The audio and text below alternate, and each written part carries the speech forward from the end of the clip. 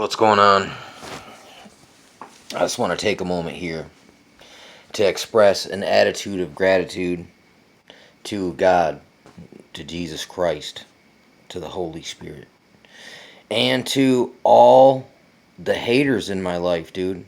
All the narcs who tried to suck my soul and destroy me and dump their psychic violence on me and try to sabotage me and undermine me and bribe me and frickin' look set me up for frickin' failure trying to fault find me, to try to nitpick me, to be unsatisfiable and insatiable. Thank you all, because now I know I can live through hell. You know what I'm saying? And I'm stronger now. I'm a more uh, I'm a more experienced person, and unfortunately, that's the only way to gain these insights, is actually to live through it. Like, there was an Indian society over in the New York Indians, and it was called the Sikh Society. It even says this in the Bible too. It says those who have been afflicted with these certain things understand how to help other people through it. Okay, it's just like once you overcome a sickness, now you have graduated to become a healer, because just by you yourself overcoming these sicknesses, and the sickness isn't just about disease. And those I've dealt with sickness, like in my life, okay? But it's also sickness of mind and of heart and of soul and of spirit, dude. Of being crushed, dude. Of being totally having your freaking heart ripped out, a bite taken out of it, and it handed back to you.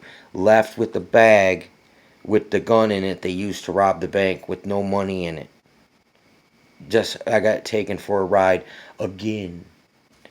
Again. You know what I'm saying? It's just like, it's ridiculous and redundant. But, I mean, can't say that I didn't expect that. You know what I'm saying? In a way, like, I didn't kind of see it coming in all these times, right? There was a time I was blind, and I didn't even know what it was if I did see it coming. You know what I'm saying? That's being on the other side of this thing, of being experienced and well versed, dude, and just battle hardened and tough as nails. You know what I'm saying? And I'm not fighting to prove myself to anyone anymore, dude. Because I already showed myself enough.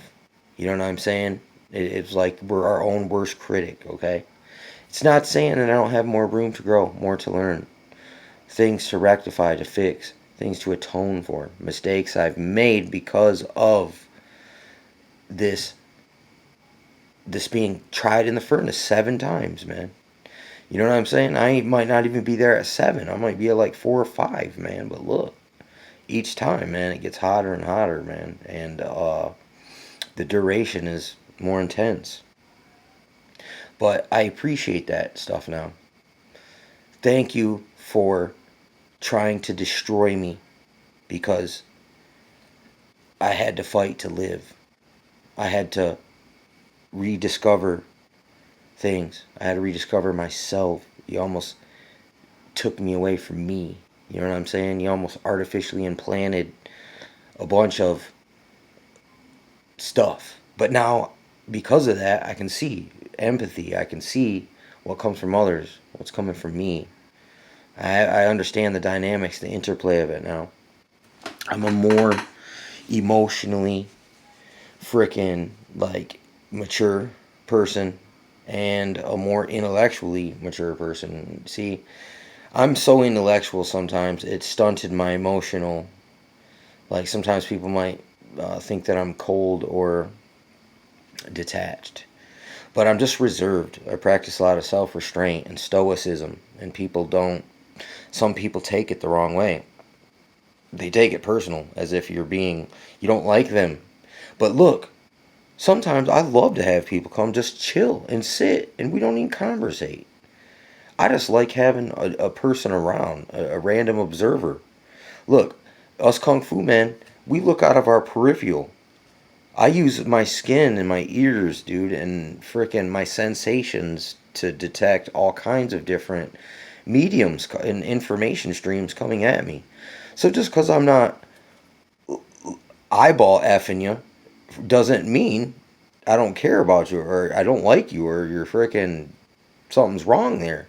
No, it's people who can go about their business in freedom without someone invasively invading your boundary or stepping on each other's toes. That's like me and my buddy who studied Kung Fu together.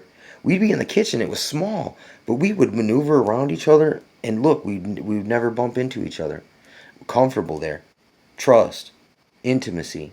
You know what I'm saying? Like, look, sometimes it's not what you say, it's how you say it.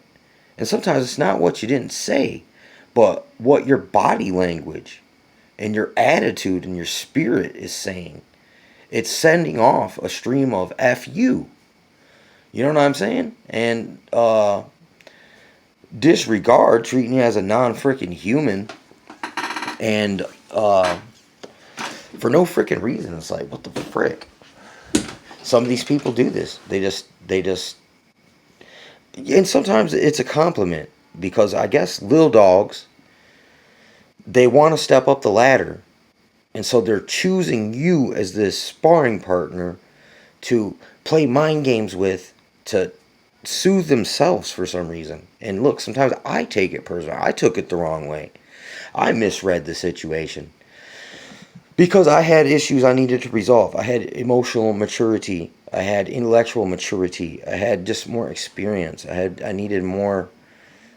I needed to be stretched in both directions. You know what I'm saying? I needed to be pushed all the way to the end of that table, and then push the envelope all the way back to the other end, and not fall apart, not break, not give up, not abort the mission. No, but to renew vigor, double down, triple down. Like, nah, man, this is it. This is all there is. If you don't like it, man, it is what it is, man. You can't go where I'm gonna go. You're not willing. It's a bit, but anyway, I don't think any of it where I'm planning on going. I think we all got to go alone anyway. The path is narrow, and or at least this person, these people, these relationships got to allow you the space and the freedom to chase it down, to deserve to die. You know what I'm saying? To look, to be like, you know what? If I die right now, I don't even care because I know I done went so hard and I put in so much work for this that it's okay. To like, look, to overly smother someone or be so inconsiderate and lacking in love. Love also can let go and let it be free. It's like, yes, I love these, you know, like there was a bird trapped in my freaking thing. I could have kept it there for my own sick pleasure and enjoyment, but, you know, I observed and watched it, and I tried to kind of like help it get free, but, you know, I had to freaking modify the environment for it to finally get free. And it's like, yeah, go be free. That's love. You know what I'm saying? But look, it's like doves, man. They're not connected at the hip. Sometimes one sits in one position, and the other one flies away and goes and handles business, and it comes back, and then that one goes flies. Tie two birds together, though they have four wings, they cannot fly. That's what Bruce Lee said. So in a way, that is love, is also accepting people for what they are. But it's also love is accepting that someone's just freaking toxic and messed up. They got stuff they got to deal with. And you got to stop projecting it on me. I got my own demons, my own baggage, my own wounds, core wounds. Not only do I have to understand core values, I understand core wounds. And it takes some time to to sort out. It takes some time to process. It happened over a long period of time below the veil of consciousness. So it takes a long time on the above the veil of consciousness to counteract it and reset the settings, because some of us could be so abused and so misused and mistreated that it becomes part of our core character, and that's negative. To have a victim mentality for your whole life, how sad is that? You know what I'm saying? When we should be more than conquerors. I mean, through Christ, not by our own frickin' just ambition. That's not even what I'm seeking here. You know what I'm saying? And that's not even what I'm saying. It's different. It's just when you know you've been enriched and you've been empowered past a state of unholiness. You know what I'm saying? To a point where you're like, look, you're okay with it all. I mean, look, you know, some things can do it better. You can also recognize a lot of things could have been worse, and can even get worse. But you got to be find some kind of thing to be thankful for. You know what I'm saying? Like Pontiac said. And there was a time where the narcissists in life reduced me to the point where I was just totally miserable, and I was toxic, self-toxic. You should have heard what was going on inside my head and the feelings that were going on inside my heart and the constriction inside of my guts. Like there's parts in the Bible where the dude's like, my bowels like quivered, my bowels fell. Like, look, yes, I understand that when you have such a fucking mind-blowing, life-rocking situation, and when you're on the beginning and you're like, oh my gosh, I can't take this, no, how this happened, no, and you're just stuck to live with it for a time.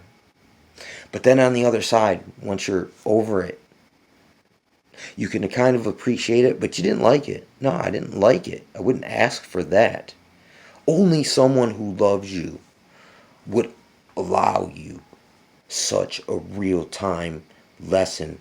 Like, look, I've learned more in my life, not from all the times I whip people's ass, because I've been whipping people's ass since I was a kid. I mean, I had a propensity just to like, look, the women in my life told me, if someone hits you, hit them back. I don't care if it's a chick. You know what I'm saying? I don't like to hit chicks, but chicks like to hit on me. You know what I'm saying? Look, they're playing the victim card. They're false flagging a victim card. But anyway, the times that someone really handed me my ass, really kicked my ass, that's when I hit the gym harder.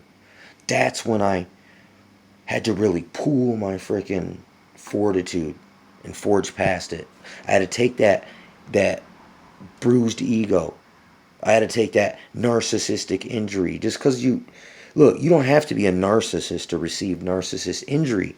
It just happens to us, especially when people really freaking get you. There's a healthy portion of your ego. There is healthy narcissism, but to be full spectrum narc, bad. But look, if you don't have no self determination, self motivation, self control, freaking a self motivated purpose, dude, you're lost in life. You're a total freaking chump, a total victim, waiting for some cult leader to lead you to the frickin' slaughter. The blind follow the blind. They both fall in the ditch. You know what I'm saying? But look, thank you, God, for these harsh, hard lessons. Thank you for allowing these haters to drive me to the point of almost breaking, to almost cracking, to like totally, like, look, and then bringing me back. Thank you. And look, you know what I'm saying? The more intense your sparring partner fights with you, the closer you can get to real but not go all the way in, that's how you get better. But then the next is real time.